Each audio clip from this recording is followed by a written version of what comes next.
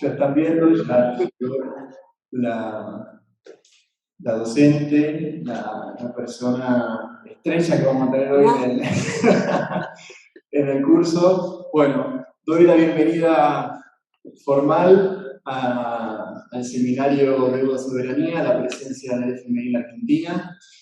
Ya estamos en la clase 3, ¿sí? En donde hoy contaremos con la presencia de Felisa Micheli, que ya todos y todas conocemos, en donde realmente es muy valorable y ya le agradecemos la participación y es muy positivo y la verdad que es una alegría enorme tenerla acá en la casa nuestra del Instituto Patria y que nos dé todo su conocimiento, nos deje su experiencia, porque la verdad si hay una persona que ha vivido la experiencia del FMI en nuestro país, es ella, y no solo eso, sino la forma en que, bueno, ya nos contará, pero yo desde ya anticipo la forma excelente con que se manejó y se desenvolvió justo junto a Néstor Kirchner el manejo de esa deuda que lamentablemente hoy en día nos vuelve a pisar encima.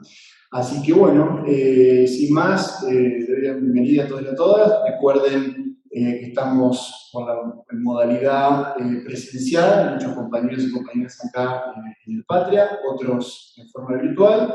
Y como siempre, escucharemos ahora a Felisa y después haremos un intercambio de preguntas de acá, compañeros de acá en forma presencial y también por Zoom a través de los coordinadores de allá.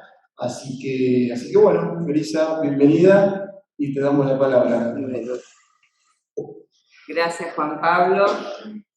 Bueno, yo muy agradecida de estar acá, muy feliz de poder aportar un poquito, un granito de arena a esta formación y a esta tarea que hace el Patria, que es fantástica, esto de estar hablando de estos temas de la economía, bueno, y de todos los demás, de la política, de género, siempre hay de salud, ¿no? De tantas comisiones que trabajan tanto para que la militancia, sobre todo, tenga herramientas para defender nuestras posiciones, para saber por qué se hacen las cosas, para saber cuáles son los sentidos últimos de las decisiones políticas que se van tomando, ¿no? Así que muchas gracias por la invitación.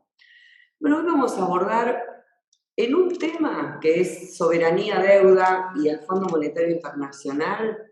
En ese marco, no solamente la historia de la Argentina con el Fondo Monetario Internacional, que podríamos decir que es un noviazgo eterno mal avenido, porque en realidad siempre estamos de alguna manera en relación lamentablemente con el Fondo Monetario Internacional, y siempre de una manera que no funciona para que la economía argentina marche bien y para que el pueblo argentino logre objetivos de mejora de la calidad de vida. Dentro de ese marco vamos a abordar un tema fundamental que es la restricción externa que sufre nuestro país, motivo por la cual siempre muchos gobiernos que no saben resolverla de otra manera terminan yendo al Fondo Monetario Internacional. Empezamos un poco diciendo qué es el Fondo Monetario Internacional, que es ese organismo financiero que fue creado en los acuerdos de Bretton Woods, allá después de la Segunda Guerra Mundial, cuando en el marco de la Organización de Naciones Unidas, que también estaba siendo creada en esos momentos, se decidió que sería importante para la humanidad contar con un organismo que colaborase con las finanzas de todos los países del mundo cuando estos necesitasen un apoyo excepcional.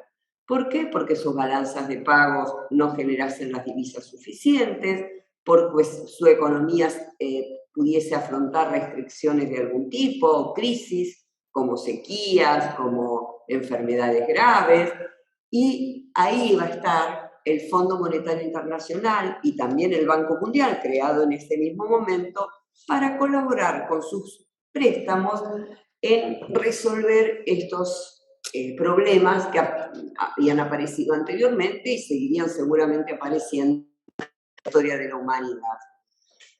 Si uno lee el Estatuto Constitutivo del Fondo Monetario Internacional... ¿Cómo? Y se apagó la cámara.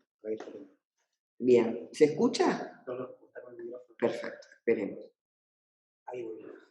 Si uno decía, si uno se pone a leer y a repasar los fundamentos, los escritos originarios, las propuestas de aquellos momentos sobre los objetivos del Fondo Monetario Internacional, todos nosotros saltaríamos de felicidad y de alegría y diríamos, bueno, si nos paramos allá en 1945 con estos excelentes objetivos de propender al desarrollo humano equilibrado, de que todos los pueblos tengan oportunidades y puedan llegar a un desarrollo económico floreciente, estaríamos aplaudiendo en ese momento de la historia, pensando que gran organismo que va a servir a estos fines para que la humanidad viva un poco mejor.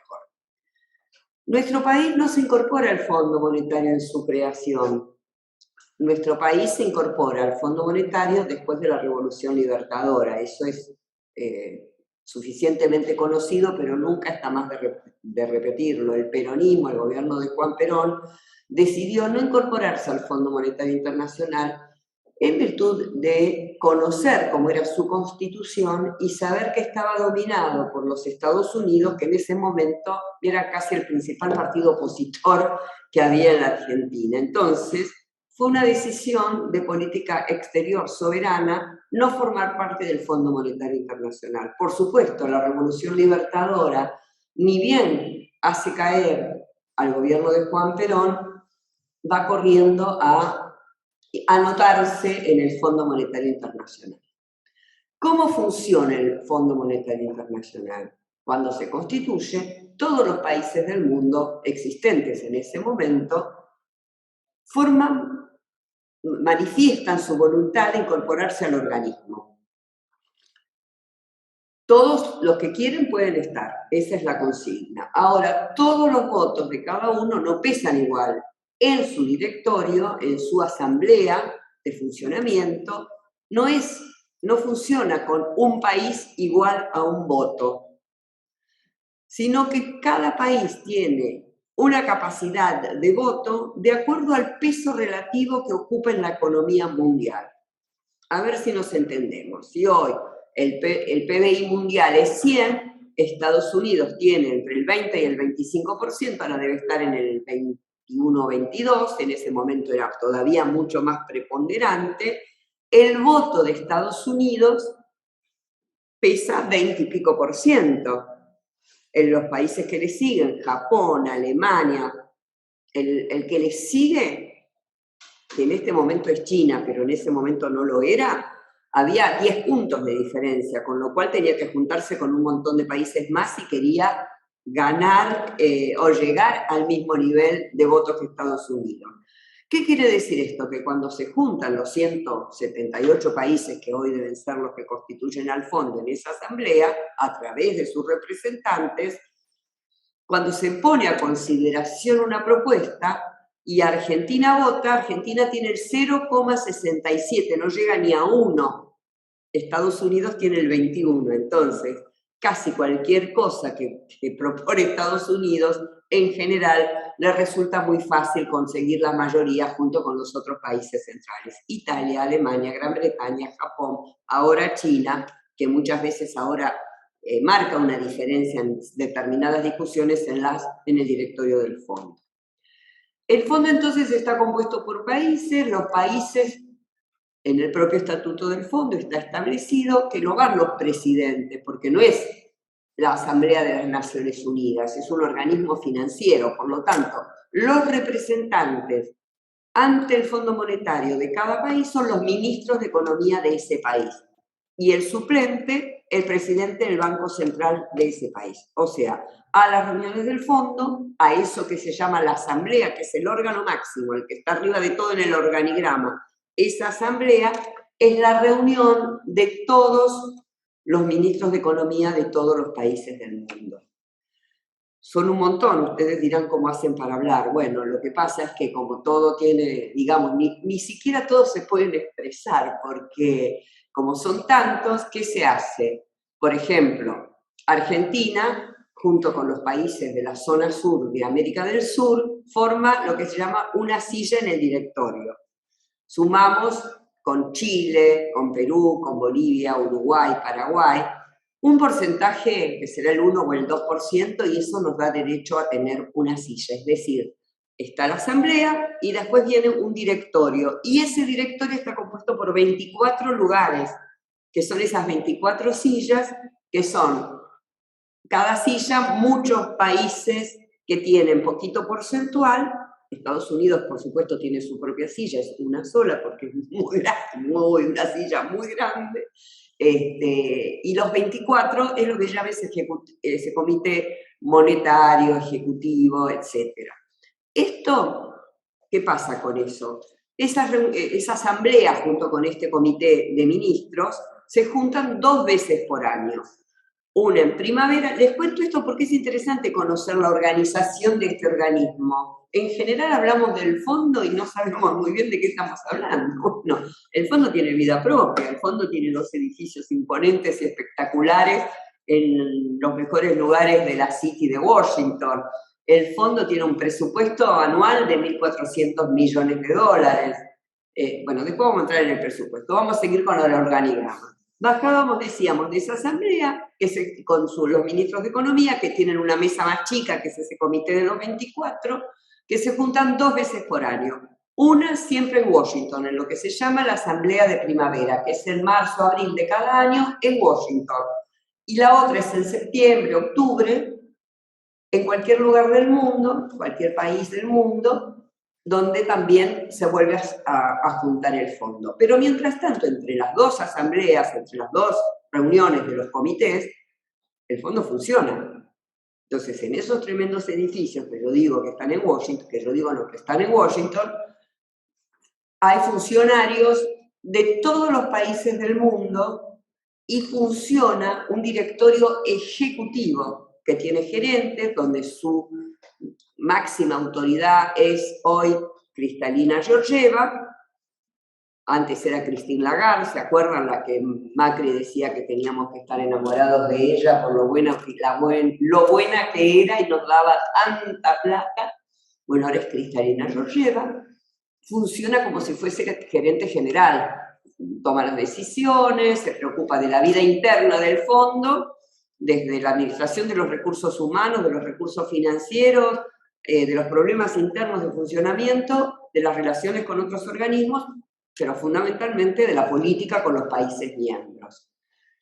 Y en ese directorio ejecutivo es donde cada país designa un representante permanente. En el caso de Argentina, hoy es Chodos, lo deben haber sentido nombrar, vive en Washington, forma parte de eso, se reúne todos los miércoles o jueves, antes eran los jueves, supongo que seguirán igual, una vez por semana, y ahí se tratan todos los problemas de cada país. Bueno, Ecuador pidió $300 millones más porque la gente está en la calle protestando por el ajuste. ¿Se lo damos, no se lo damos? Bueno, a ver qué hizo Ecuador, cumplió las metas, no las cumplió. Eso es semanal.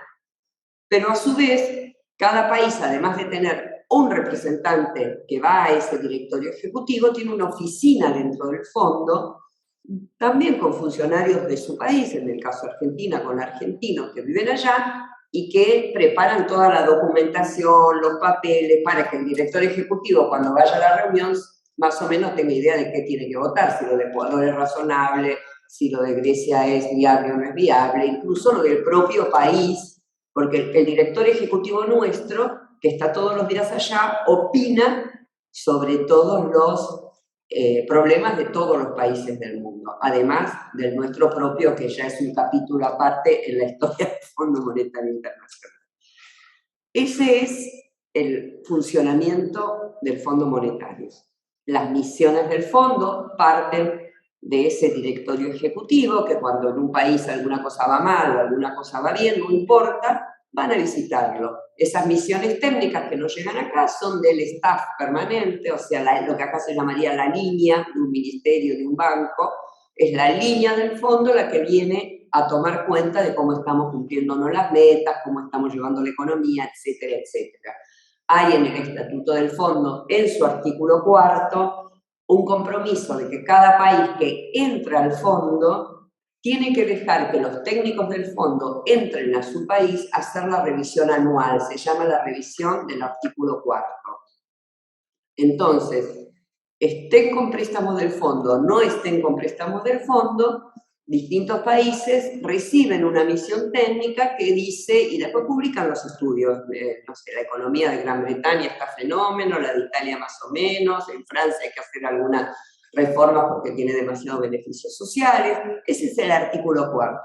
Acá cuando no teníamos ningún préstamo con el fondo podía venir y hacernos esta revisión del artículo 4. En algunos momentos no viene, porque no necesariamente tiene que venir todos los años, pero en otros momentos se acuerda con el gobierno, viene y lo publica o no de acuerdo al deseo de cada país o a la decisión de cada país.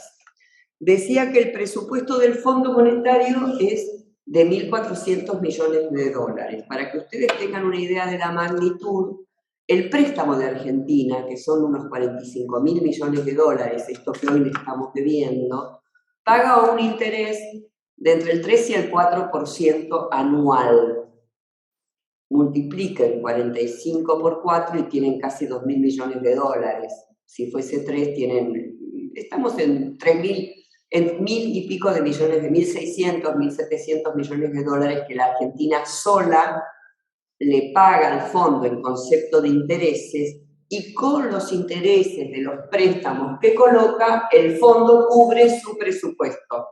Por eso para ellos es tan importante endeudarnos, porque con esos intereses ellos, además de todas las demás cuestiones políticas y estratégicas que vamos a ver, esta pequeña cuestión menor, también hace a esta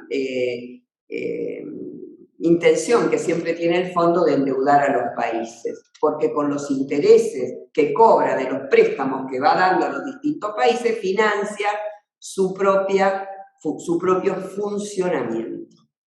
Parece una pequeña anécdota que esto es intrascendente, pero en el año 2006, en enero, nosotros pagamos al Fondo Monetario Internacional 10.000 millones de dólares por decisión del presidente Néstor Kirchner.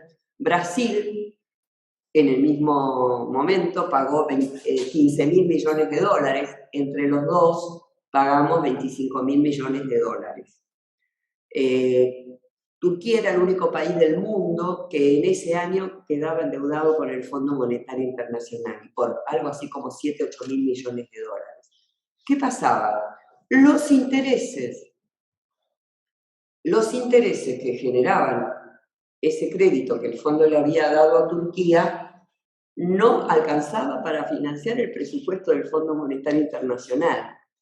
Entonces, imagínense que más o menos la reunión de nosotros pagamos en enero, la próxima reunión era en marzo, abril. Yo estaba feliz de ir al fondo, primera reunión que iba como ministra de Economía, sin deuda, era como la estrella que todos, el ministro de Brasil y yo éramos las estrellas, digamos, de esa reunión de primavera, y todos nos preguntaban cómo habíamos hecho, que bien, bla, bla, bla, bla. Pero un mes antes nos hacen llegar una notificación que en vista de la reducción del ingreso de los intereses, las autoridades del fondo, o sea, la línea, la gerenta, el gerente en ese momento, que era Rodrigo Rato, estaban considerando la posibilidad de vender el oro de las reservas del fondo, oro que fue aportado por cada uno de los países que integró el capital originario en su proporción, o una parte del oro, obviamente, para poder financiar la estructura de funcionamiento del Fondo Monetario Internacional. Qué placer, porque redactamos un documento buscando con la misma terminología de lo que eran sus propuestas de ajuste para todos los países. Y les dijimos, señores, no viajen más en primera, reduzcanse los salarios, cambien el seguro de salud por uno más acorde a las posibilidades que hoy tienen. Entonces les dijimos en la cara, y se lo escribimos y lo dejamos ahí asentado, que tenían que probar la misma medicina que nos daban a los países, de generar un ajuste interno para poder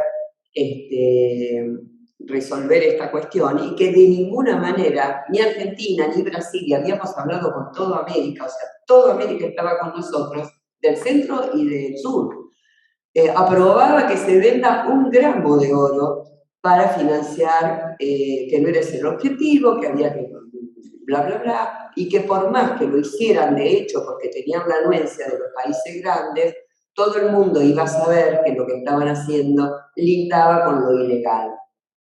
Por supuesto, cuando nos escucharon en esa asamblea decir eso, y se prendieron un montón, además de los países africanos y algunos de Europa también, no les quedó más remedio que retirar la propuesta. O sea, fue muy interesante esto de haber pagado porque se quedaron, digamos, sin la gallina de los huevos de oro que les daba a ellos la posibilidad. Bueno, duró poco, compañeras y compañeros, pero bueno, la felicidad no es eterna, es como la vida, la relación con el fondo.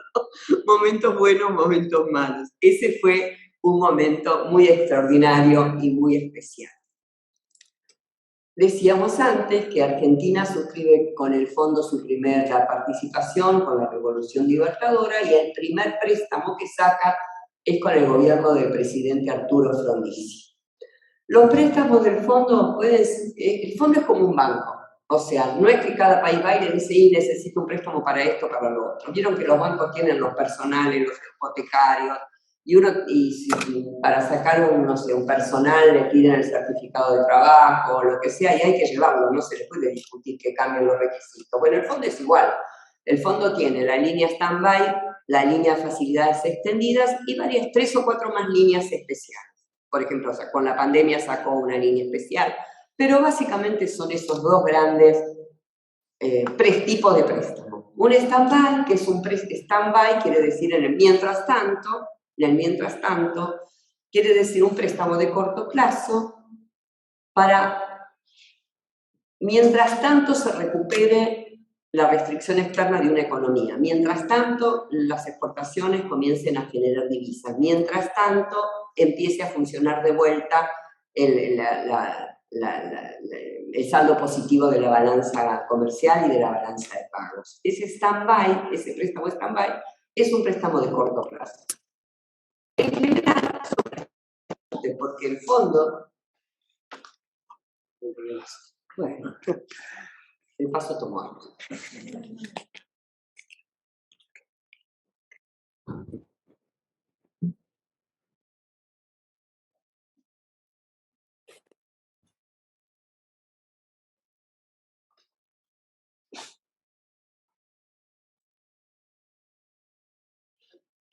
Entonces hablábamos de que hay varios tipos de préstamos, no tanto, 5 o 6, no más, pero que los 2 más utilizados por los países son los stand-by, que son estos, los de corto plazo, que son solamente para resolver una problemática en un periodo corto de tiempo, y los de largo plazo, que se llama de facilidades extendidas, que en general son a 10 años con 4 de gracia, y que son de más largo plazo cuando ya el problema del país, como decimos nosotros, el país ya está un poco en el horno, no tiene más remedio que agarrar uno de facilidades extendidas. En los 2 hay que pagar intereses, hay que pagar cargos, hay que pagar comisiones.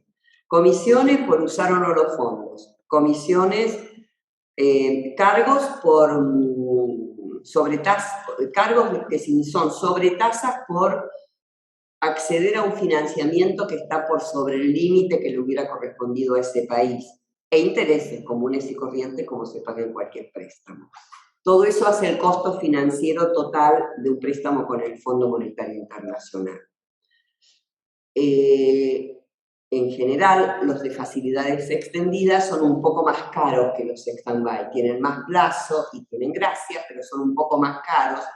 Sobre todo al principio, porque la tasa es variable, no es fija. Sobre todo al principio, porque al principio es cuando uno debe más y tiene que pagar más cargos y más comisiones. Después, como uno va pagando a lo largo de los 10 años, supuestamente, ¿no? En general es muy difícil eso, pero se supone que la propia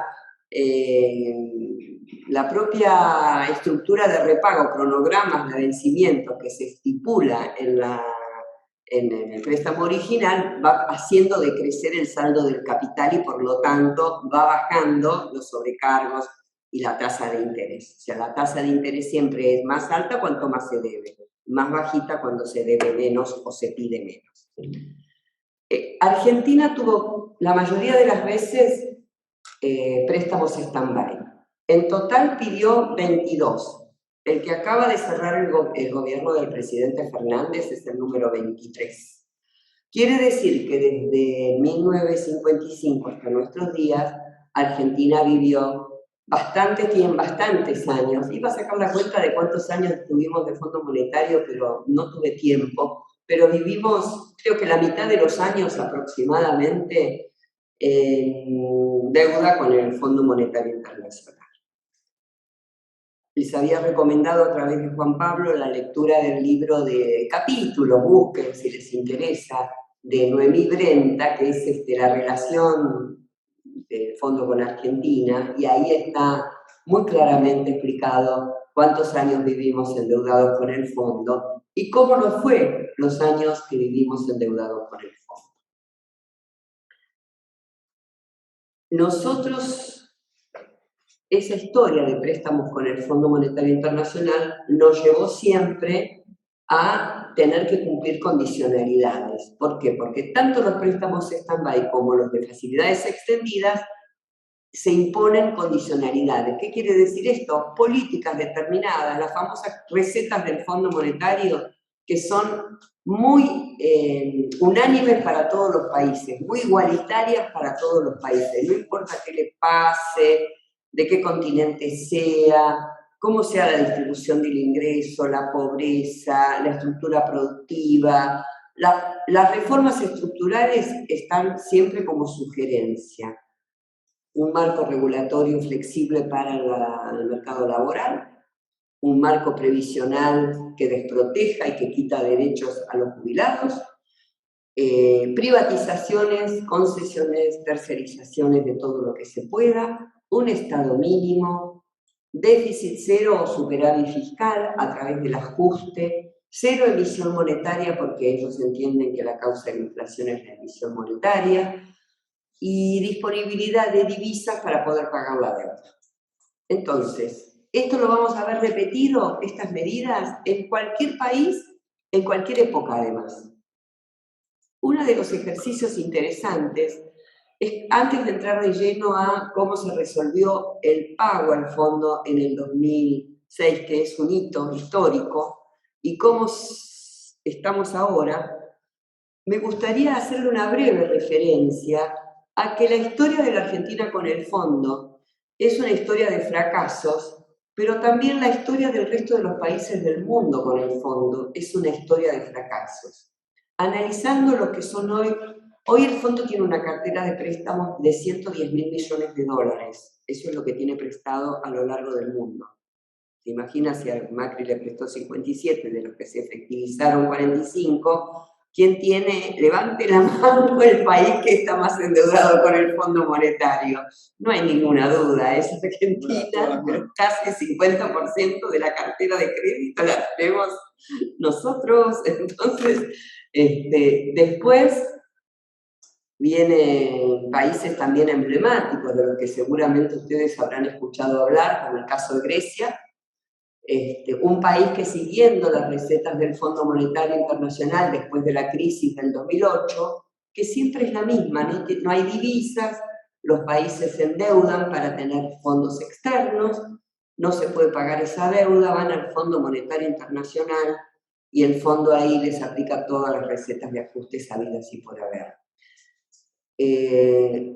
Aumento de tarifas en Grecia del 40%, ustedes dirán, bueno, no es tanto, pero en Grecia la inflación anual era del 8% cuando le dijeron que aplique un aumento de tarifas de 40%.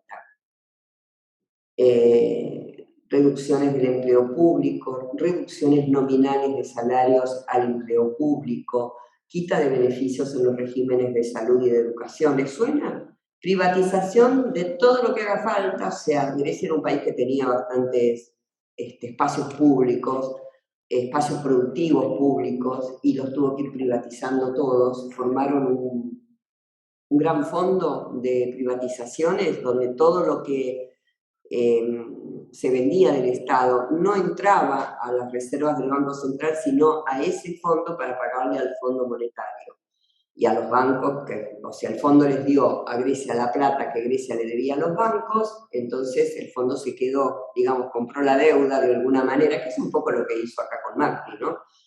Financió la fuga de capitales en todo caso de Grecia. Grecia hoy debe casi igual o un poquito más de lo que debía en el 2008, después de haber pagado todos estos años y habiendo no tenido que vender hasta islas, parte de su territorio para juntar los recursos y cumplir los vencimientos con el Fondo Monetario. Además, Grecia tiene otro problema tremendo, que es está en Europa, había entrado a la Unión Europea, maneja el euro, no puede emitir su propia moneda, con lo cual estaba muy atada de pies y manos para tomar otra política económica, pero tiene además del ajuste que le impone el fondo, el ajuste que le impone la Unión Europea, que obviamente el Banco Central Europeo, la Unión Europea y el fondo es la famosa troika, de la cual habrán oído hablar, que fue la que le impuso a Grecia todas las condiciones para que hoy Grecia sea uno de los países con más desempleo y más pobreza de toda Europa. Ese es un caso. Vamos a Egipto, otro gran endeudado con el Fondo Monetario Internacional. Egipto es un país que depende tiene ingresos externos prácticamente provenientes del Canal de Suez. No tiene, como nosotros, un campo que con la cosecha nos aporta divisas, no tiene, al contrario, es importador de alimentos, o sea, necesita divisas permanentemente porque su población sí tiene energía, pero hasta ahí, y su población necesita alimentarse y muchos de los consumos de los egipcios tiene que ver con esto de importar. Por supuesto, otra vez lo mismo. Hay algunos años donde el gobierno se empieza a tomar deuda privada para poder pagar las importaciones, esa deuda privada se convierte en una bola de nieve, no se puede pagar. ¿Quién viene? El Fondo Monetario, que impone lo mismo, aumentos de tarifa, reducción del empleo público, cortes, a un país donde no es que era un país tan organizado como Grecia, sino que tenía muchas más vulnerabilidades y más índices de pobreza. Hoy Egipto, acabo de leer, está cerrando las importaciones de todo, no sé qué van a comer los egipcios, porque no tienen una divisa, ya nadie le presta más. Y la verdad que hoy leía en la nota del Economist respecto a la tragedia de la hambruna que se va a desatar o que se está desatando ya en el mundo. Bueno, Egipto, un país golpeado y con las políticas del fondo adentro, sin ningún margen de maniobra para nada, ¿no? ¿Se acuerdan las revueltas de la primavera de Egipto? Tuvo que ver con esto. No es que además ninguno, ni Grecia, ni desde el 2008 hasta ahora Grecia, fracaso total. Pero Egipto empezó en los 70 con el Fondo Monetario y nunca el fondo salió de Egipto. Entonces, por ahí por un breve periodo, pero estuvo casi todo el tiempo con préstamos del Fondo Monetario. Quiere decir que el fondo no les dio ninguna solución. Los llevó a seguir fracasando, no los orientó para nada en una política económica que tuviese en cuenta la realidad de Egipto y pudiese revertir esa situación. Ecuador, ¿qué les voy a contar? Habrán visto en plena pandemia a los ecuatorianos salir a la calle a pedir que no les aumenten los boletos. En plena pandemia, o sea, Ecuador, un país con su moneda dolarizada, sin margen para manejar su propia moneda, para generar políticas de emisión como sí hizo nuestro gobierno con el IFE y con el ATP y otras, la tarjeta de alimentos, etcétera, que pudo expandir el gasto público mediante la emisión monetaria porque manejamos nuestra propia moneda. En Ecuador no pasó eso. La informalidad, el desempleo, la pobreza, la desestructuración social de Ecuador es muy intensa. Y el Fondo Monetario también está en Ecuador desde hace más de 25 años. Así que bueno, repasando estos ejemplos, no los quiero abrumar con Ucrania, que la intervención del fondo, bueno, ya saben, está en guerra, o sea que tampoco fue muy exitosa que digamos. Además tiene un default con Rusia de 13.000 millones de dólares que se está manejando los tribunales ingleses. Bueno, ahora estaban por salir de ahí, pero ¿A qué voy? A que no conozco, me encantaría, ¿no? No es más, siempre lo decimos con muchos economistas, el fondo debería publicar un suplemento donde dijera hemos logrado en tal país algo bueno, o sea, crecimiento, desaparición del desempleo, mejora de la vida de la gente, pero no existe esto porque no existe el ejemplo, no hay. Así que los invito también a buscar por un lado de internet a ver si encuentran algunos, me lo mandan, ¿no? Un ejemplo exitoso, aunque sea... Es más, los países que han sido exitosos en sus políticas han sido los que han abandonado al Fondo Monetario Internacional y han hecho su propio camino. En plena crisis de las hipotecas subprime, la crisis financiera del 2008, ¿se acuerdan de Irlanda, Islandia, que se salieron de las recetas y fueron los que les fue bien? En las crisis de los 2000 en el mundo, siempre me confundo si es Tailandia o Filipinas, pues creo que no, Filipinas, que también hizo una política diferente y no siguió los lineamientos del fondo y le fue bien. Y Portugal, más recientemente, otro de los países que expandió su demanda, que apuntaló el mercado interno y le fue bien, siguiendo un poco también a nosotros, cuando no estuvimos en el fondo los años del kirchnerismo, no fue bien porque pudimos hacer una política económica propia sin la pata del fondo o sin ese salvavidas de plomo que nos hunde cada vez más en los desastres de todo tipo. Yo decía que, ¿cuánto falta? ¿Un poquito? No, ¿Estamos bien? Perfecto. Vamos a aprovechar. No, yo quería entrar a contar un poquito. Sí. El pago al fondo del año 2006, todos dicen que bien Néstor le pagó al fondo en el año 2006. Muy bien. La verdad que está bárbaro. Ahora, nadie dice que para pagarle al fondo en el año 2006 hubo que construir un camino para generar las condiciones económicas, financieras, políticas, sociales para realizar ese pago. Nadie lo dice, como si un día nos levantamos, le pagamos al fondo y ya está. No, desde el día 1 que asumió Néstor Kirchner, su principal preocupación fue todos los días saber cuántas reservas había aumentado de las reservas internacionales del Banco Central, cuántas divisas había comprado el Banco Central y de las que compró, cuántas había ahorrado en las reservas. Cuando Néstor llega al gobierno no había ni 8.000 millones de dólares. Cuando le pagamos al fondo había 30.000 millones, 3 veces más de lo que se debía.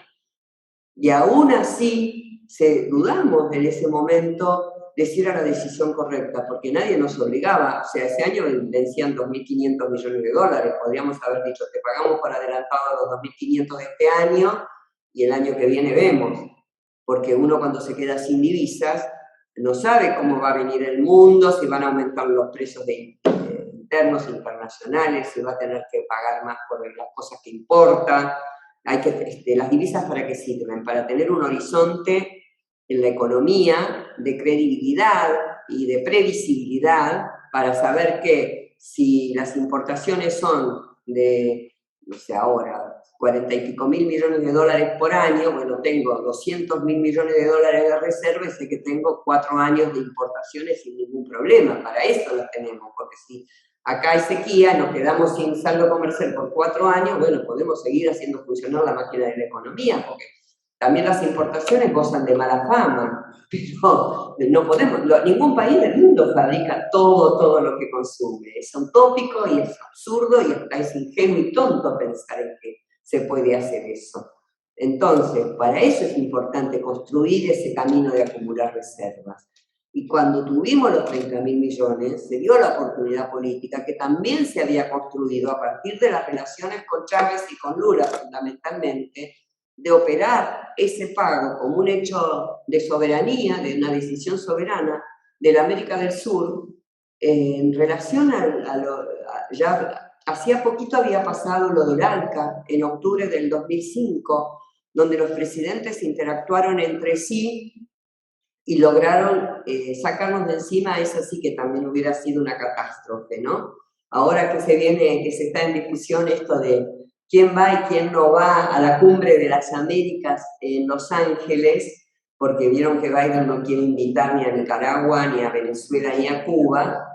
Me acordaba de la cumbre de las Américas en octubre del 2005 en Mar del Plata, donde Bush fue derrotado en esa propuesta por una acción política de los presidentes, preparada de antemano, ¿no? Que fueron ahí y dijeron, ¿qué podemos hacer hoy?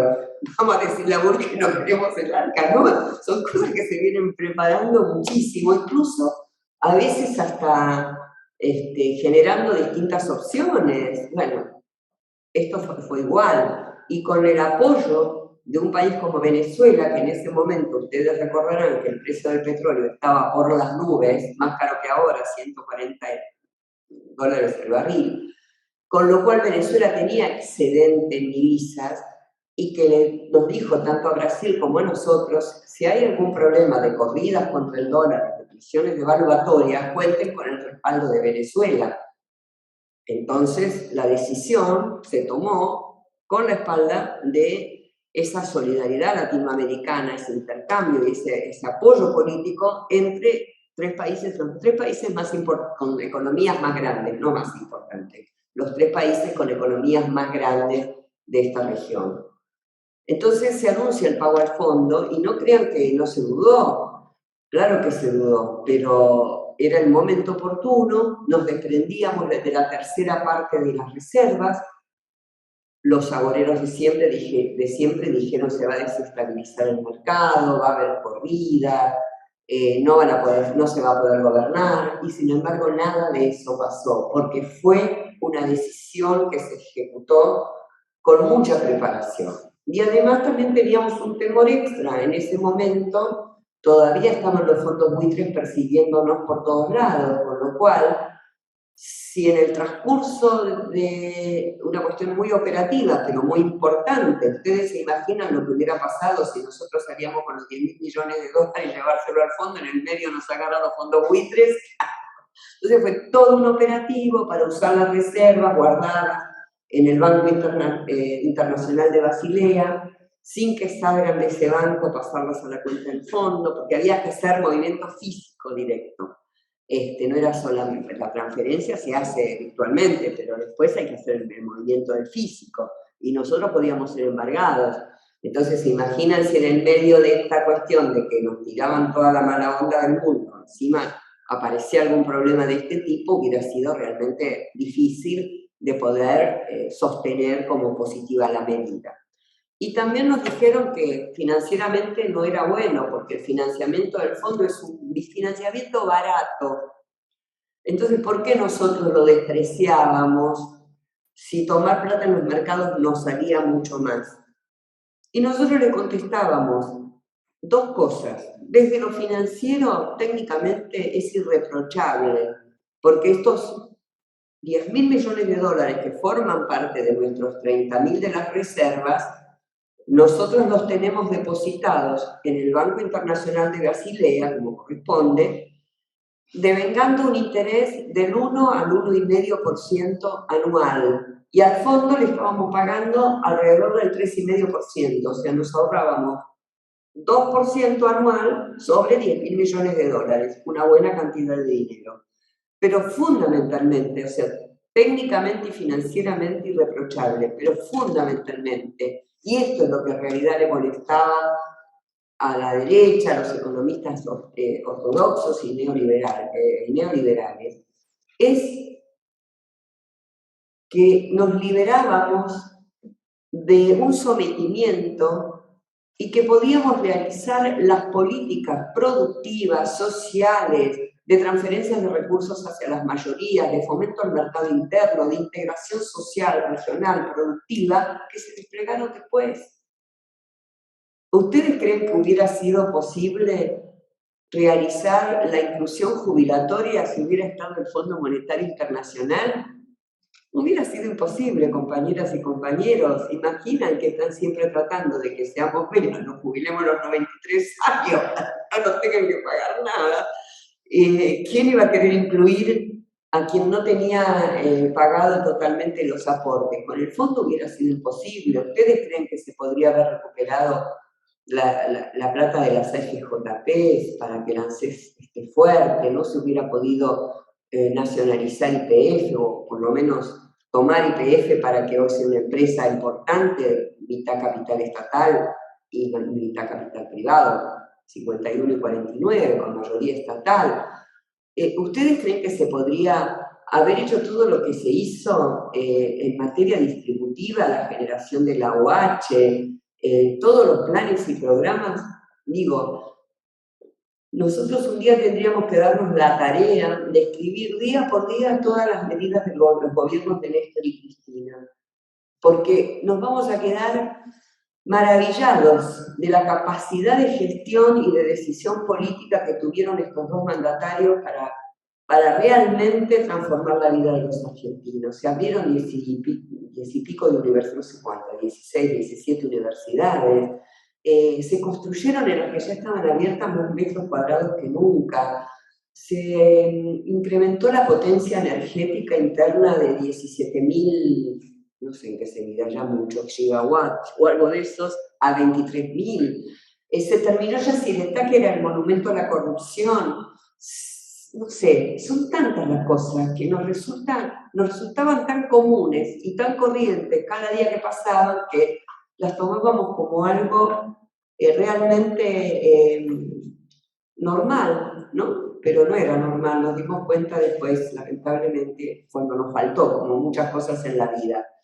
Y todo esto, todo eso, no hubiera sido posible de no haber cancelado la deuda con el Fondo Monetario Internacional. Por eso ese pago, así como el no al ALCA, fueron dos hitos de soberanía fundamentales para que la Argentina se pusiera en marcha, estuviera de pie y pudiese vivir, en mi experiencia personal, los 12 años más felices y más íntegros y más plenos de toda mi vida política, digamos, porque fueron años donde se hacían muchas cosas, se resolvía siempre a favor de la gente y la verdad que después lo sentimos, vuelvo a repetir, lo sentimos cuando lo perdimos, ¿no? De ahí en más, la política de Néstor y de Cristina siempre fue el desendeudamiento. Quizá ahí hubo algo para reflexionar a futuro, creo que nunca más le tenemos, si tuviéramos la oportunidad, nunca más le tendríamos que dejar un país desendeudado a los liberales o a los neoliberales o a los radicales o a los del PRO, como se quieran llamar. Hay que estar siempre en el tope máximo de la deuda, ahí justito, para que estos no puedan después hacer los atropellos que hicieron. La política de Macri fue eso, emitir bonos a los pavotes. Fíjense ustedes que falta de racionalidad, ¿no? Nosotros nos criticaban porque financiábamos el déficit que hubo en el último año de los 2 o 3 últimos años de Cristina con emisión monetaria, que tiene ¿cuánto? Costo financiero cero, ¿no? El Tesoro no le paga un interés al Banco Central. Ellos consideraron que era mejor endeudarse en dólares encima para financiar eso. O sea, teníamos que emitir bonos en el exterior, traer los dólares, emitir acá y pagar un interés por eso. O sea, no es que los emitía. Después tenían que poner las LEVAC para absorber la emisión que generaba la traída de los dólares del exterior con los bonos. Bueno, yo saben que hubo una emisión de bonos de todo tipo, no voy a abundar en esto, voy a decir que hasta hubo un bono de 100 años, que sigue vigente, lamentablemente, porque eso no se revisó, lamentablemente, y caímos, como diría Macri, nosotros en la escuela pública, y él nos hizo caer a todos con el Fondo Monetario Internacional.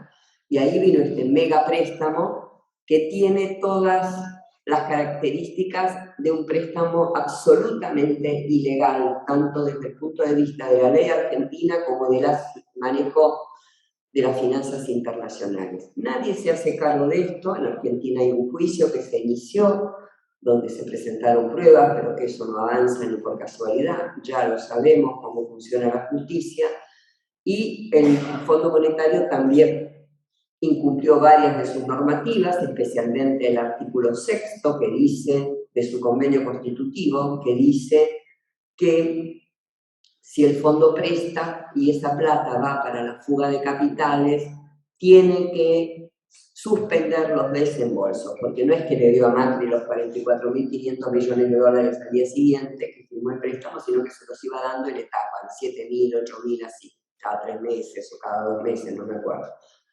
Eso lo pueden ver en cualquier análisis, bien como fue el cronograma de desembolsos, ¿no? Y con lo cual el fondo iba viendo día a día que cada vez que ellos hacían un desembolso, las grandes empresas, los grandes corporaciones iban al Banco Central y los compraban y se los llevaban al exterior. Eso es la fuga de capitales. Esa fuga de capitales le tendría que haber servido al fondo para decir, suspendemos los próximos desembolsos, y nunca lo hizo. ¿Por qué? Bueno, porque, como lo dijo Mauricio Claver Cardone, que es ahora el presidente del BID y en ese momento era el representante de Estados Unidos en el fondo, o sea, como nuestro Choros ahora, dijo que Trump le había dicho que le diga a Christine Lagarde que le dé el préstamo a Macri como sea. Eso lo convierte en un préstamo político, eso lo convierte en un préstamo que se dio para condicionar a la Argentina, no a Macri, para condicionar a la Argentina. Si lo ganaba Macri, o sea, a veces nosotros decimos que ese préstamo se lo dieron a Macri para que gane las elecciones. No, ese préstamo se lo dieron a Macri para condicionar a la Argentina. Si Macri ganaba las elecciones, mejor, más fácil para ellos, porque ahora estaríamos entregando no sé qué pedazo de nuestra patria, pero si Macri no ganaba las elecciones para condicionarnos a nosotros, para que no podamos tomar ninguna de esas medidas como si se tomaron en ese periodo después de pagar el fondo. Y eso es lo que estamos viviendo hoy, compañeras y compañeros. Por eso uno critica, yo lo critico públicamente, la gestión del ministro Martín Guzmán en este sentido, por no haber construido un camino desde que asumió para poder haber negociado con el Fondo Monetario Internacional en mejores condiciones. Argentina tuvo en los años 2020 y 2021, con pandemia de por medio, los superávit comerciales más altos de los que hubo registro en muchos años. 12.000 en el año 2020, 15.000 en el año 2021. Eso suma 27.000 millones de dólares que generamos de ahorro todos los argentinos, todos. Y que tendrían que estar, aunque sea parcialmente, en el Banco Central, pero no lo están, porque se pagaron deudas financieras de todo tipo y ahora no hay plata para el crecimiento y ahora no hay dólares para nada, a tal punto que se nos dijo que había que firmar el acuerdo con el Fondo Monetario Internacional porque no había dólares. Bueno, muchachos, no es una magia, no van a venir los dólares del cielo, hay que juntarlos. Y es imperdonable que habiendo tenido esos superávit comercial se los hayamos dado a las grandes empresas para que las fuguen de vuelta al país. Entonces, eso para mí es una crítica sustantiva que le hago a la gestión del ministro Guzmán, y se la hago porque esto no es neutro en materia económica. Si hay reservas en el Banco Central, no hay presiones devaluatorias y por lo tanto, ustedes vieron que gran parte de la inflación en Argentina tiene que ver con que remarcan los precios por si el dólar aumenta. Cuando vos tenés mucha reserva y espalda en el Banco Central, por más que te quieran hacer una corrida, el Banco Central sale, vende, estabiliza el mercado, le ganan la pulseada a los operadores y todo el país ve, nosotros, los grandes empresarios, los pequeños y medianos, los comerciantes, de que no hace falta remarcar porque el Banco Central puede estabilizar el dólar cuando quiere y como quiere. Ahora, como no tenemos eso porque no hemos guardado uno, estamos dependiendo todo el tiempo de estas presiones que ellos nos hacen cuando quieren para conseguir remarcaciones y seguir aumentando los precios, y eso es inflacionario, genera expectativas negativas y genera un impacto redistributivo adverso a lo que necesitamos. Nosotros necesitamos un importante shock distributivo, lo necesitábamos después de los 4 años de penuria de Macri, más ahora después de la pandemia, porque si bien ha habido crecimientos con pérdida de ingresos para la población. Hoy una parte importante de los trabajadores están por debajo de la línea de pobreza, o sea, la canasta para no ser pobre está en 95.000 pesos y el salario promedio de la economía está en 75, entonces hay un desfasaje muy grande en ese sentido, y eso tiene que ver con haber llevado tan mal la macroeconomía en estos 2 años, y esto no es responsabilidad de nadie más que el ministro de Economía y su equipo, obviamente, las otras áreas también. Por lo tanto, me parece que una de las cuestiones básicas para resolver los problemas que nosotros tenemos, firmados este acuerdo con el fondo, que también tiene sus grandes problemas, más allá de las metas, tiene problemas, por ejemplo, de que el país se comprometió a aumentar las tarifas energéticas en los próximos meses. Junio ahora, ya fue la asamblea, ¿no? Ahora. Ustedes saben que el shock de la guerra afecta el mercado de los alimentos y las commodities agropecuarias, pero también las energéticas. El petróleo y el gas son de los que más subieron, y las empresas petroleras y gasíferas están ganando ganancias extraordinarias e inesperadas a lo largo y a lo ancho del planeta. Entonces, ¿le vamos a dar todavía más aumento de tarifas? La verdad que es bastante difícil de entender, ¿no? Es complicado entender esto, cuando además hay comparaciones que si tomamos la evolución de los salarios, la evolución de la inflación y la evolución de las tarifas del gobierno de Macri hasta ahora, lo que más aumentaron, y con mucha diferencia, son las tarifas. Entonces, ese acuerdo con el fondo implica también un traspaso de ingresos de toda la población a las empresas energéticas, que hacen las empresas que ya también en la Argentina han venido ganando mucha plata.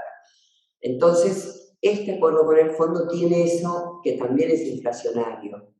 Y me parece que la prórroga de los vencimientos que se logró es una prórroga transitoria, provisoria, porque si uno hace la suma de todo lo que va a haber que pagar a partir del 2025, vamos a estar nuevamente replanteándonos qué hacer con los acreedores privados, con esa deuda reestructurada del año pasado, en el año 2020, qué vamos a hacer con el fondo, porque no nos van a alcanzar de vuelta las divisas.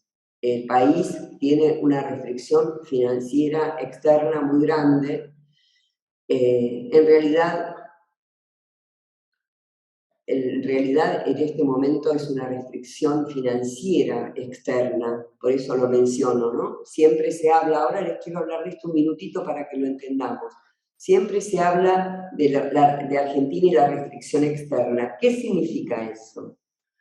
Eso es lo que nosotros en la facultad vamos subiendo por la escalera y ya no van, hay una voz que grita en económica, restricción externa, ¿no? Quiere decir que lo único que un economista tiene que atender cuando gobierna la restricción externa. Si arreglas ese problema, arreglas casi todos los demás.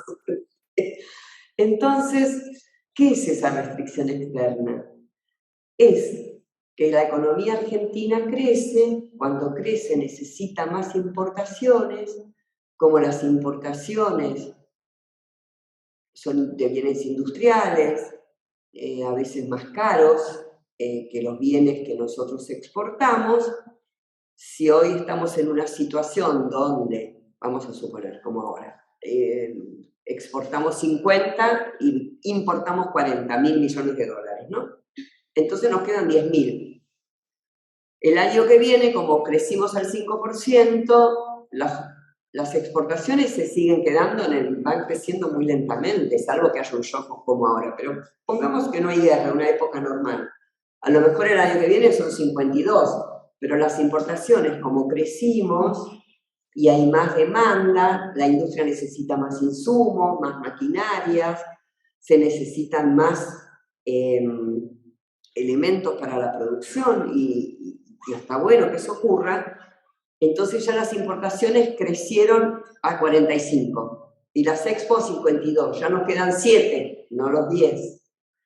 Y así va pasando el tiempo, los años, 3, 4, y ese saldo comercial va quedando cada vez 2.000, 3.000.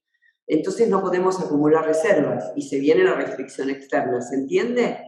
Entonces, eso es lo tradicional que nos enseñaban en económica, se llama el modelo de stop and go, o sea, vamos creciendo hasta que el momento de la restricción externa nos pone un stop. Entonces, ¿qué hay? Una gran devaluación, una transferencia de ingresos fijos de toda la población a los sectores exportadores, los exportadores vuelven a exportar, las exportaciones saltan de 55 a 70 y las importaciones se quedan porque la gente está más pobre por efecto de la devaluación, entonces no consumen, y ahí generamos un saldo externo de vuelta. Pero cuando generas ese saldo externo y mejoras las exportaciones, otra vez mejoras el consumo, mejoras la producción, hay más demanda, más mercado interno, vuelven a crecer las IMPO, se achica el saldo comercial, otro, o sea, crecimiento, otro stop. Y así ha sido el crecimiento en la Argentina, años de crecimiento y años de caída, crecimiento, caída, por la restricción externa. Con el agravante, se está vigente hoy, eso también pasa ahora. La discusión hoy de los economistas es, ¿se puede sostener un crecimiento de cuánto? El año pasado fue del 10%, pero las Expo y las IMPO se están juntando cada vez más. Si crecemos este año 5 o 6%, ¿cuánto nos va a quedar de saldo comercial? Ahora, fíjense ustedes, que hasta ahora les vengo hablando de que alcance la plata de las exportaciones para las IMPO. Pero como el país no tiene crédito, claramente, porque ya Macri no fundió en ese aspecto, no tenemos ninguna chance de conseguir dólares desde otro lugar que no sea con este saldo entre las Expo y las IMPO. Ninguna chance. Nadie nos va a prestar un mango en el mundo. Con lo cual esa vía está cerrada. Pero ¿qué pasa?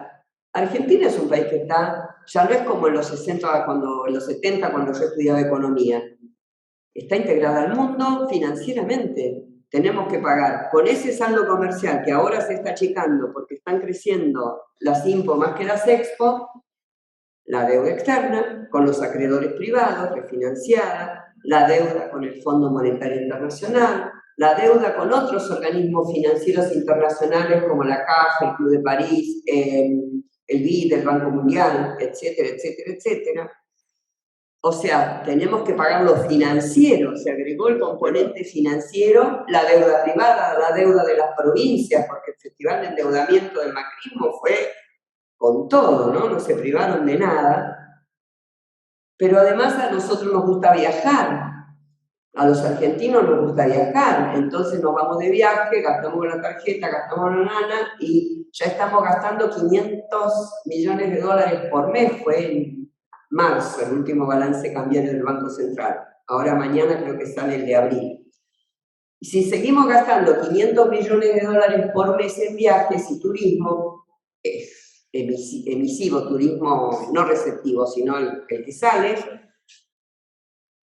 multiplican por 12, ahí nomás se nos van 6.000 millones de dólares. Entonces, es imposible que resolvamos este problema sin poder, con una cosecha fantástica, con unos precios internacionales por las nubes, pero también con muchas importaciones de gas que no tenemos porque tampoco hicimos el gasoducto, o sea, bastante mal está este panorama, con lo cual las posibilidades de reestructuración de deuda hacia futuro son muy grandes. No digo que indefectiblemente vamos a tener que caer en ella. Ojalá que haya un shock exportador, como creen muchos de quienes hoy están manejando la gestión económica. Por eso tienen esa visión de que el shock exportador nos va a salvar de la restricción externa. Pero lamentablemente están apuntando a una primarización de esas exportaciones que no necesariamente dan por resultado un mayor y beneficioso saldo comercial para el país. Entonces, por ejemplo, si ustedes, no sé, quizá los aburro con estos detalles, pero el viernes el presidente anuncia un decreto de libre disponibilidad de divisas para las empresas energéticas de petróleo y de gas, que es una vergüenza nacional. O sea, a nosotros, la clase media, no nos dejan comprar más de $200 por mes. Estos que están ganando fortunas en todo el mundo, les dejan sacar libre disponibilidad de divisas. Está mal porque nos vamos a quedar todavía con menos divisas, que para mí es el motivo principal por la cual estamos en estos problemas gravísimos que tenemos de desequilibrios en la economía argentina, y que no veo que con el programa del Fondo Monetario Internacional se vayan a resolver rápidamente y en favor de nuestro pueblo, porque ahora también todo el mundo dice, bueno, ya la inflación va a ceder, las expectativas se van a tranquilizar, va a haber más estabilidad, entonces ya los formadores de precios lo van a tener que remarcar a cada rato, y eso va a llevar la inflación del 6% actual al 3% más o menos para octubre mensual. ¿Pero a costo de qué? Porque tampoco nadie nos explica cómo lo van a lograr, a costo de tal vez resignar crecimiento, y esa resignación de crecimiento es lo que nos va también a ir para atrás en la posibilidad de resolver los problemas sociales de pobreza, de empleo, de informalidad, etcétera, etcétera. Así que yo veo, siguiendo con estos lineamientos, dificultades en el futuro próximo de este año, y más aún en los años próximos, cuando haya que reestructurar nuevamente las deudas privadas con los acreedores privados o organismos públicos, porque no nos van a alcanzar las divisas para hacer frente a todos los compromisos que con los que debemos cumplir. Así que bueno, hasta acá llegó mi exposición, espero haber sido clara, y además, fundamentalmente, decirles algo antes de terminar.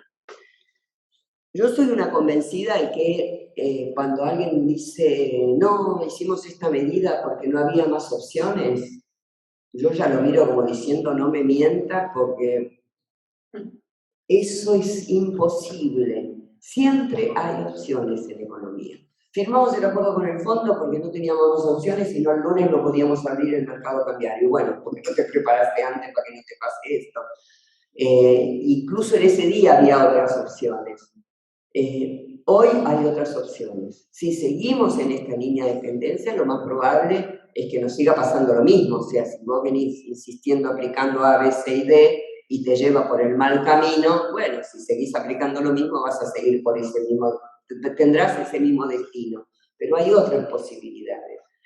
La posibilidad de generar un shock distributivo con un aumento salarial por decreto urgente para emparejar rápidamente aquellos trabajadores, esa franja de trabajadores medios bajos que hoy ganan por debajo de la línea de pobreza, un aumento salarial urgente de suma fija por 20.000, 25.000 pesos, un control de precios estricto con los formadores de precios, un control de las divisas estricto, una supervisión y participación del Estado en todo lo que es el comercio exterior, especialmente de granos, no sé si con retenciones, no sé si con cupos, no sé si, no sé, yo tengo mi corazoncito ya puesto en alguna medida, pero digo, se pueden hacer distintas variantes, retenciones, cupos,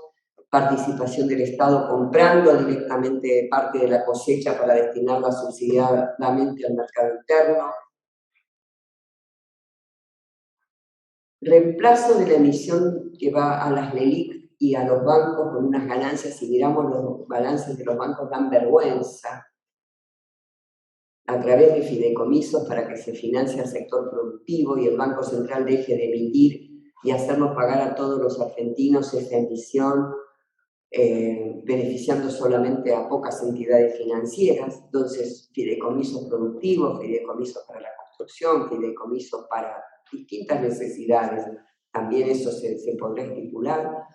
Me parece que hay muchas alternativas y posibilidades en las que tenemos que hacer hincapié y que son medidas distintas de las que se están tomando y con las que podríamos tener mucha mejor calidad de vida hoy en la Argentina. y podríamos ir empezando a resolver tantos problemas que están sin resolver. Así que muchas gracias, ahora sí, ya me callo.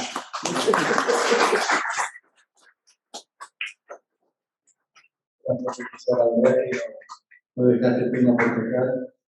Y bueno, y resumiendo un poco todo, un poco triste el panorama que nos planteas y cómo necesitamos, ¿no es cierto?, esa responsabilidad, esa cabeza. Yo lo digo así, porque la verdad, escuchándote a vos y digo cómo no escuchan un poco más, ¿no es cierto?, a los que saben y a los que estuvieron en función y generaron, como vos decías antes, esta sorpresa o cuando nos sacamos de encima el Fondo Monetario Internacional, que fue toda una decisión, como bien vos lo explicaste, en el 2005 y 2006, y cómo se plantaron cuando contaste la anécdota del oro, y bueno, y toda esa sorpresa o toda esa revelación que se generó, lamentablemente ahora no la tuvimos. No sé qué va a pasar, porque lo que vos claramente explicás es prácticamente impagable, ¿no es cierto? O sea, por más que tengamos el superávit, si tenemos que cumplir con todas esas metas, prácticamente es imposible. O sea, no sé. Bueno, también muchas gracias por los aportes que nos diste de la situación, que eso también era lo que queríamos preguntarte, sobre todo esto último que dijiste de la situación de los cupos, también después una reflexión final, pero la verdad que me quiero ir ya a las preguntas porque cuando te miraba y también miraba la pantalla había todos los agradecimientos de los compañeros y de las compañeras de tu claridad expositiva, de lo grande que sos, de todo, bueno, todo, la cantidad de cosas que después te vamos a hacer llegar, los comentarios de los compañeros, que la verdad siempre son una caricia al alma, y desde ya agradecerte, Felisa, por estar con nosotros. Y lo que vamos a hacer, como hicimos la vez pasada, una ronda de preguntas donde yo transcribo, por eso tengo que mirar el celular, perdón, pero me mandan a mí las preguntas de los coordinadores por Zoom, y después vamos a hacer unas preguntas acá a los compañeros que están en forma presencial. En primer lugar, voy a tratar de ir haciendo las que van por llegadas, porque obviamente hay un montón. Quiero que sepa, Felisa, que hay un montón, pero bueno, tampoco queremos abusar de tu generosidad del tiempo.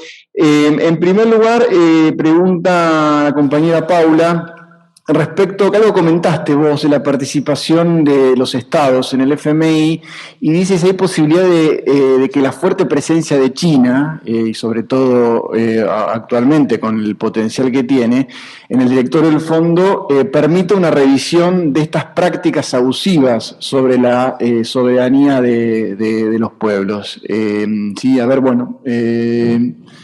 Bueno, todo es posible, ¿no? Uno sueña con que el orden mundial cambie, no solamente la política económica de la Argentina, sino que vemos con horror cada vez más cómo la pobreza se instala en todo el mundo, cómo cada vez se van perdiendo derechos, cómo se naturaliza que la gente no tenga para comer. Entonces me parece que es en todo el mundo.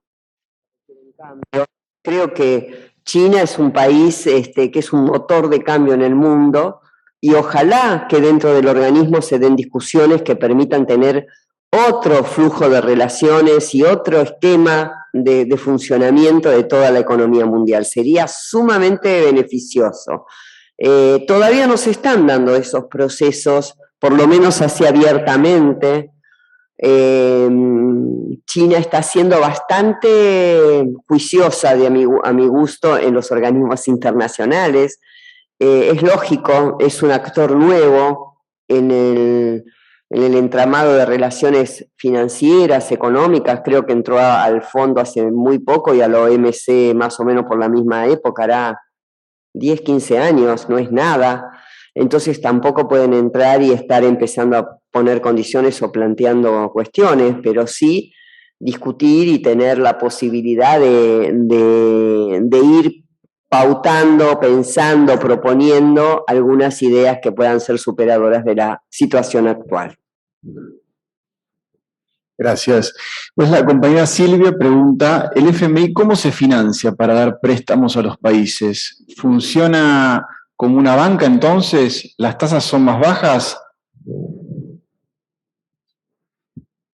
El Fondo Monetario Internacional se autofinancia porque es como un banco central de todos los bancos centrales, o sea, es el prestamista en última instancia de todos los bancos centrales del mundo, con lo cual el Fondo Monetario Internacional tiene un capital inicial, pongamos ese 100 que dijimos al principio, entonces la participación de cada país es por su peso relativo en el fondo, en la economía mundial, eso le da el derecho a voto y algo que llama cuota.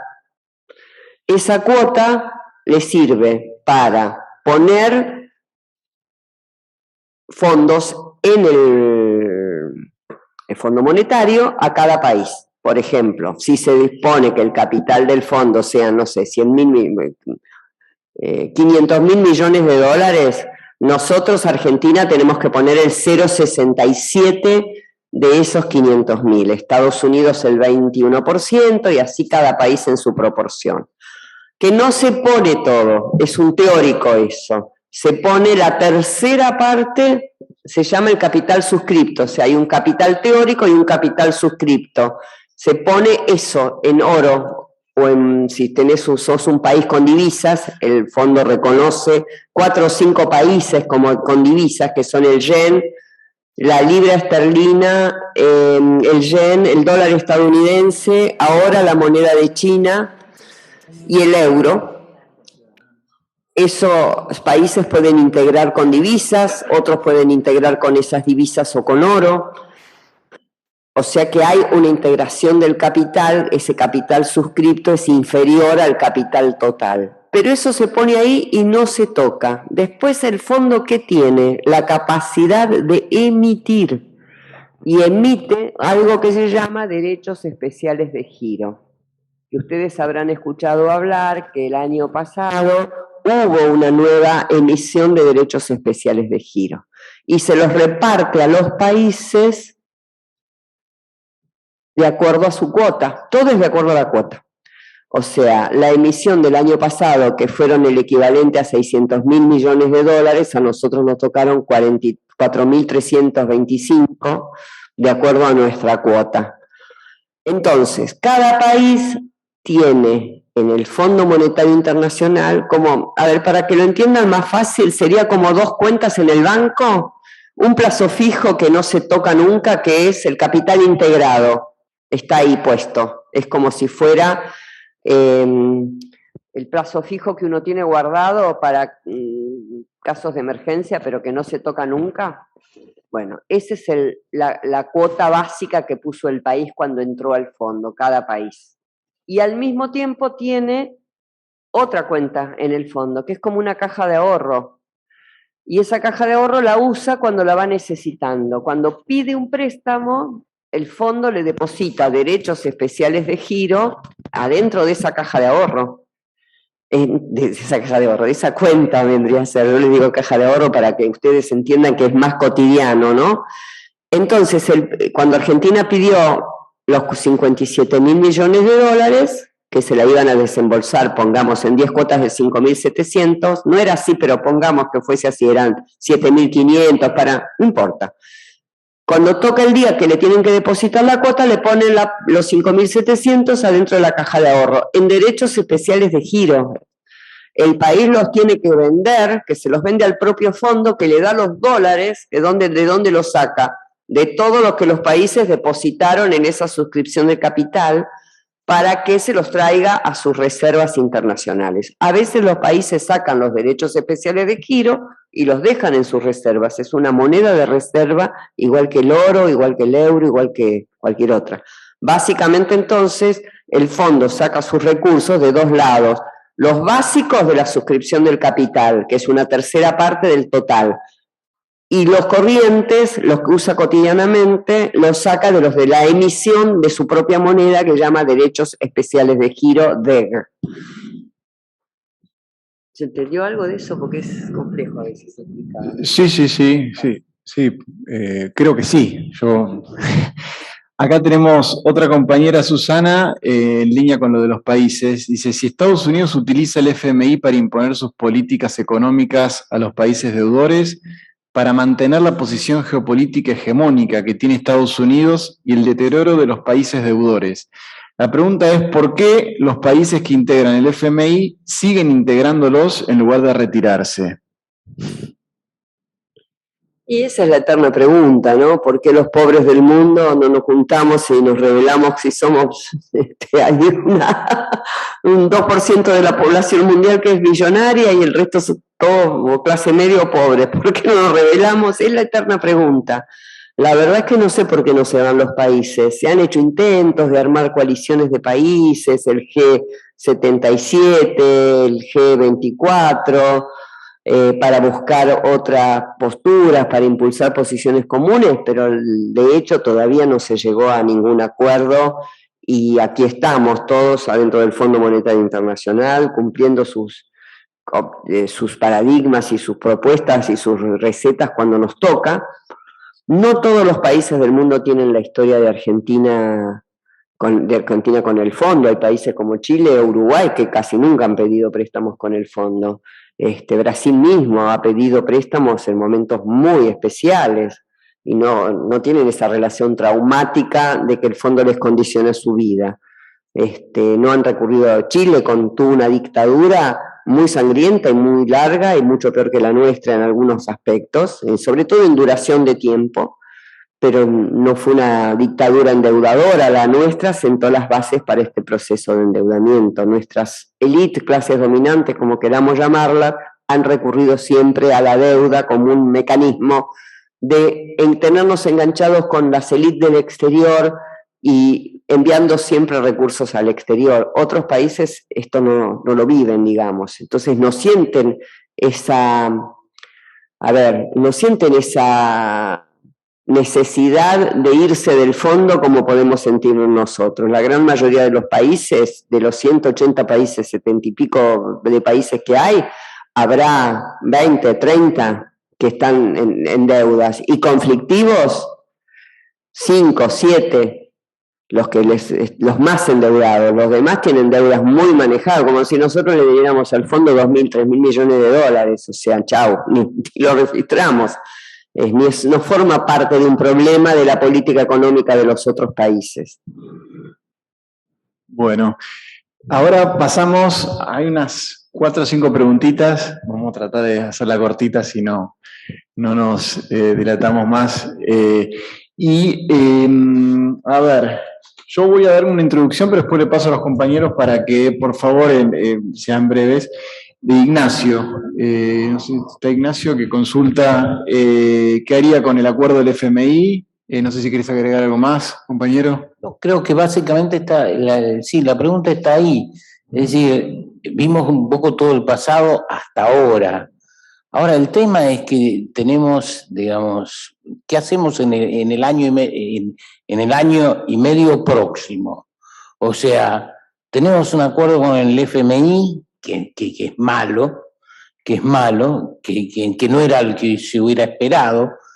El tema es, ¿qué hacemos? ¿Lo incumplimos y desarrollamos un económico que nos permita ser autónomo?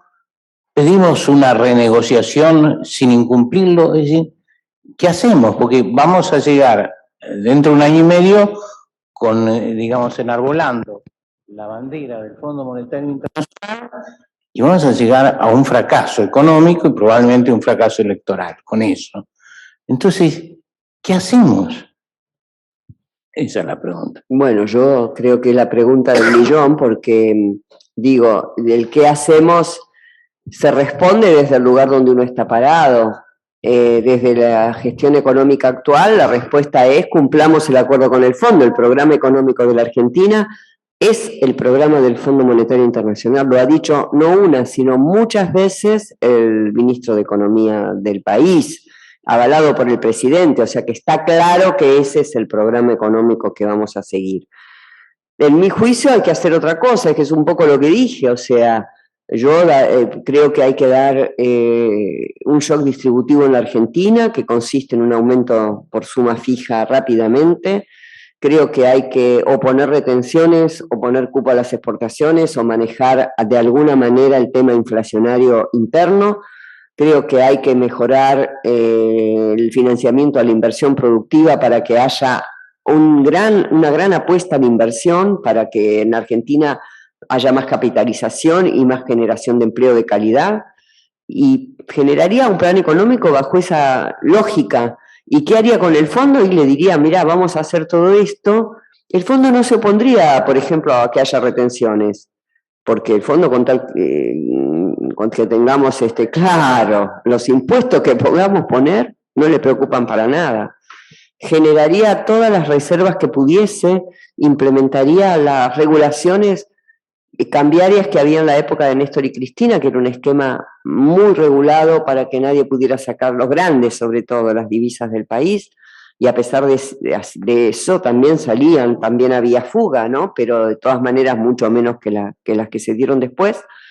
Y haría eso, una política económica diferente.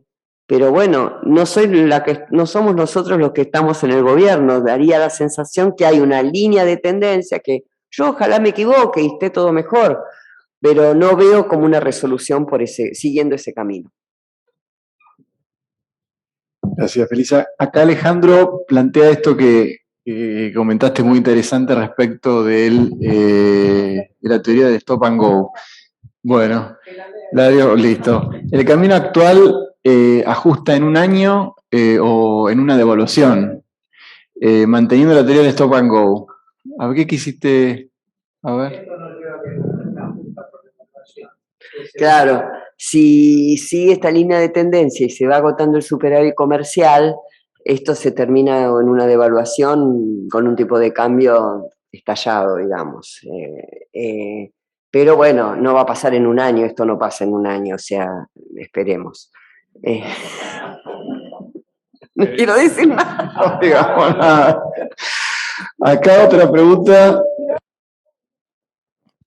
de una compañera que no anotó el nombre, yo la leo. Lo que a mí me preocupa es lo que se les dice a los jóvenes como consigna económica, cerrar el Banco Central. Me parece interesante. ¿Qué consecuencia tendría tomar esa medida? ¿Por qué no nos explica a los jóvenes, de una joven, tiene que ser un joven, y les explica a los jóvenes y se argumenta esa consigna, cerrar el Banco Central? Esto me parece que es muy importante que lo aclare. Sí, lo de Milei. Bueno, yo tengo como una negación con Milei, nunca lo escucho, lo veo por ahí y lo cambio, digo, esto no puede estar pasando, bueno. Y pasa, ¿no? Lamentablemente pasa. Y parece ser que ha dicho que había que incendiar el Banco Central en algún momento, porque según él podríamos pasar a un sistema sin moneda, con una dolarización. Después lo he escuchado decir que tampoco la dolarización sería una solución. Pero también es un poco cambiante. Pero bueno, vayamos a lo nuestro. Si no hay Banco Central, no hay emisión monetaria. Si no hay emisión monetaria, no hay moneda propia. Si no tenemos política monetaria, perdemos grado de autonomía en cuanto a la propuesta de políticas públicas, etcétera. O sea, no es una buena solución que no haya Banco Central. Es necesario que haya Banco Central, que tengamos nuestra moneda, aunque tengamos esta economía que es una economía bimonetaria de hecho, como dice Cristina, es una economía bimonetaria de hecho, es donde cada vez avanza más incluso el dólar, ya no solo como factor de ahorro, sino como elemento de las transacciones, porque antes se compraban los departamentos, o sea, grandes valores, después pasó el auto, después ya, no sé, muchas cosas de la producción cotizan hoy en dólares, vas a comprar, no sé, chapa y te dicen, no, me la mandan en dólares y cuesta tantos dólares la chapa, entonces te la tengo que vender a tanto. Quiere decir que el dólar ha ido reemplazando a la moneda local también en lo transaccional. Entonces, me parece a mí que una de las cuestiones que caracteriza el hecho de ser una nación es tener una moneda. Entonces, nosotros tenemos que tener nuestra moneda, guardarla, preservarla, en algunos tiempos nos irá mejor, en otros nos irá peor. pero no apostar a depender encima de la moneda de otro, ¿no? Que sería la del dólar de Estados Unidos, con los altibajos que eso también conlleva, y bueno, tendríamos que ver qué beneficio nos traería eso, a mi juicio, dolarizar la economía y entregar el Banco Central, o que no exista más el Banco Central, significaría eso, quedarnos sin moneda, ¿no? Gracias, Felisa. Bueno, y después acá tenemos de Daniel, que hay esta pregunta la han planteado también en el chat respecto de al ser el FMI también nos da el poder de no pagar y tener la posibilidad de poner otras condiciones. O sea, el FMI es la condición de la BARI. Y otros compañeros decían que la consecuencia de no pagar, o sea, hay como un entusiasmo a que no, que no paguemos nada.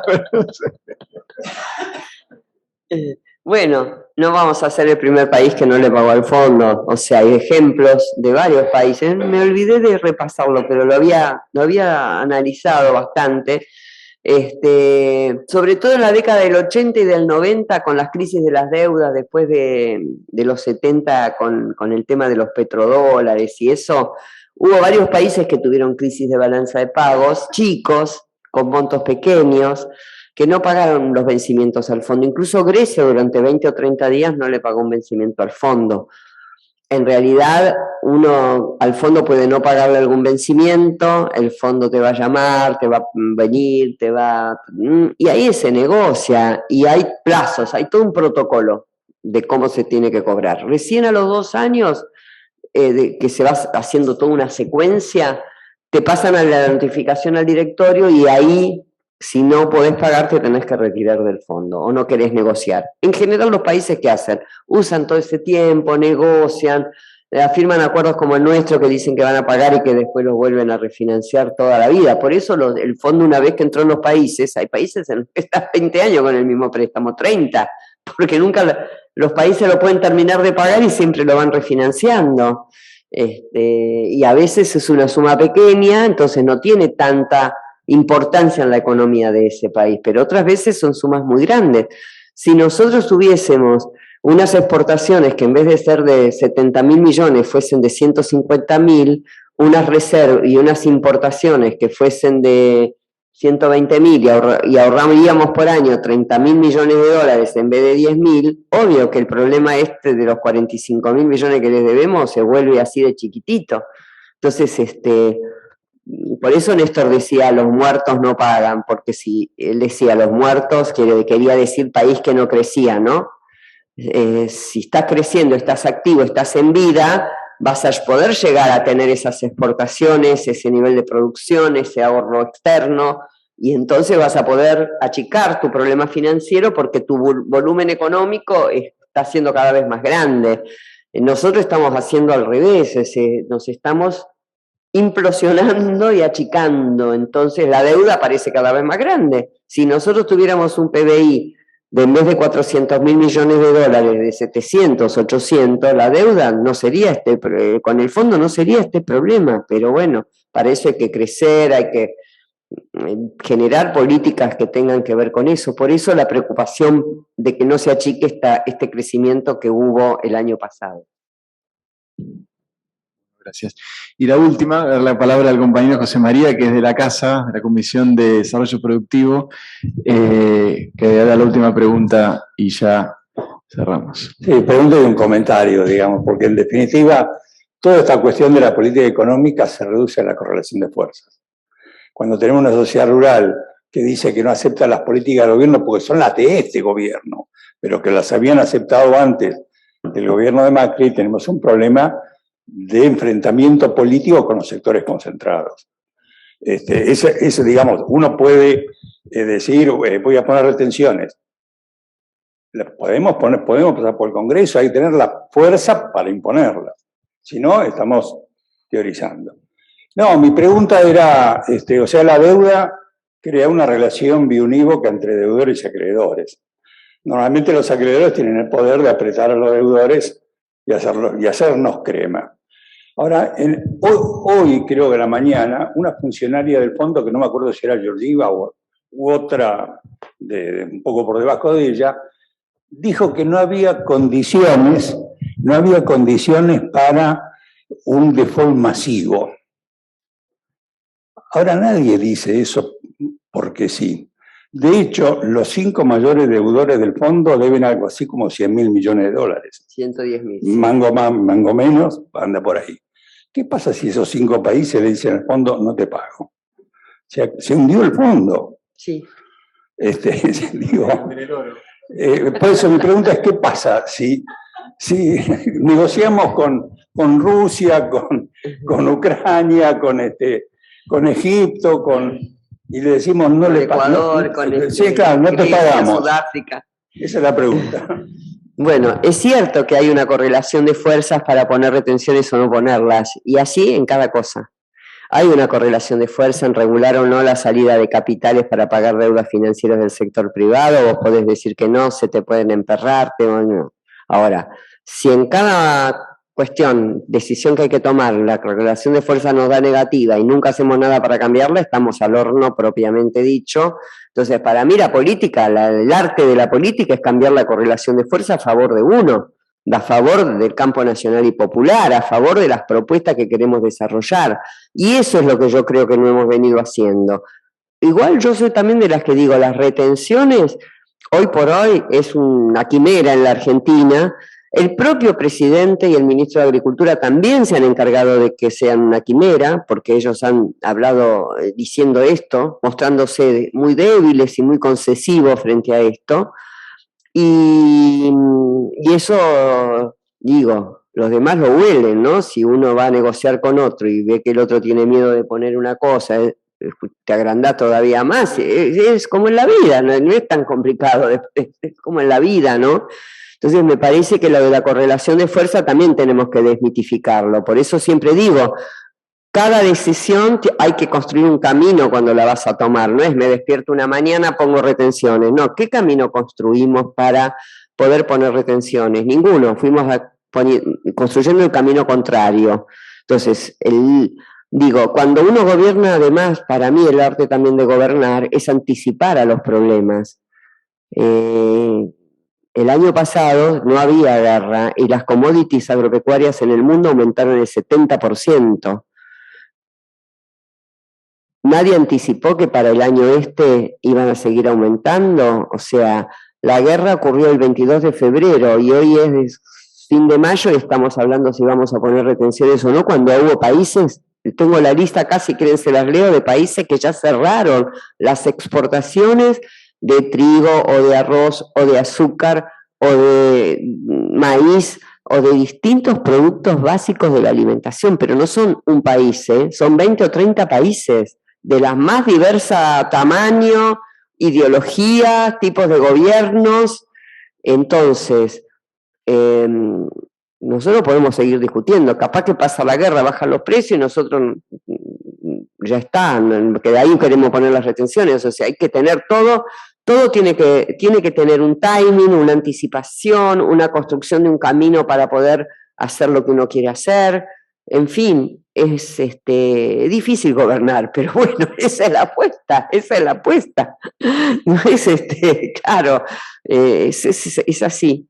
Y después, es cierto, prácticamente toda, creo que la cartera del fondo básicamente está en esos países, 5 o 6 que son los más deudores, y se podrían poner de acuerdo en no pagar para ver qué efecto generaría y volcar esa fuerza en renegociar acuerdos de otra manera. Fundamentalmente tampoco es que hay que romperse mucho la cabeza para ver qué sería, si en vez de 10 años se puede pagar en 20 o en 30, bueno, vas logrando un acomodamiento de los flujos de perfiles de vencimiento acorde a la capacidad de pago del país.